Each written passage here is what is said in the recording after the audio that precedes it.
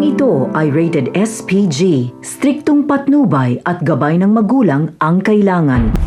Isang mapagpalang araw, mga kapamilya, mananatili pa kaya ang katapatan ni Marcelo kay Senyor Facundo sa oras na malaman niyang si Pablo ang humalay sa kanyang nag-iisang anak na si Bubbles. Dahil dito, magiging magakampi si Tanggol at Marcelo laban sa mga Montenegro at Caballero. Sa lahat ng ayaw ni Ramon ay ang kinugulangan at tinatarantado siya lalong-lalo na pagdating sa negosyo. Kaya naman sa kanyang pagbalik ng mansyon ay nagbitaw siya ng salita sa kanyang papa na kapag hindi na ibalik ng mga Caballero ang kanilang pera ay ibubuhos niya ang buong pwersa at galit nilang mga Montenegro sa mga Caballero. Hindi pa man nga nare-resolba ni Don Facundo ang kanilang atraso sa mga Montenegro ay may masamang balita ang bumungad sa kanila.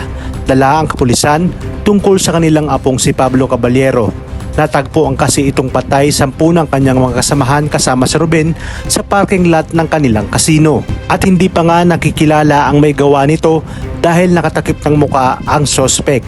Kaya naman halos mahimatay si Senyora Bitina nang malaman niya ang nangyari sa kanyang paboritong apo na si Pablo. Habang sa simbahan naman ng Quiapo ay dumiretso si Tanggol.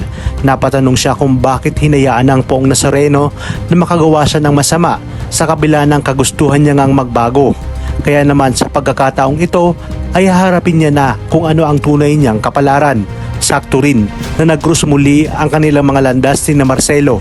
Habang kausap niya si Ben at Berting ay muling kinumbinsi ni Marcelo na maaaring sumama ang grupo ni Tanggol sa kanila, lalo pat narinig ni Marcelo ang tungkol sa mga Montenegro na malaki ang atraso kay Tanggol.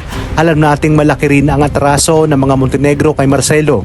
Ngunit magagawa niya kayang sabihin kay Don Facundo na si Tanggol ang siyang pumaslang kay Pablo. Sa oras na malaman ni Marcelo na ipinagiganti lang ni Tanggol ang kanyang anak kay Olga na si Bubbles,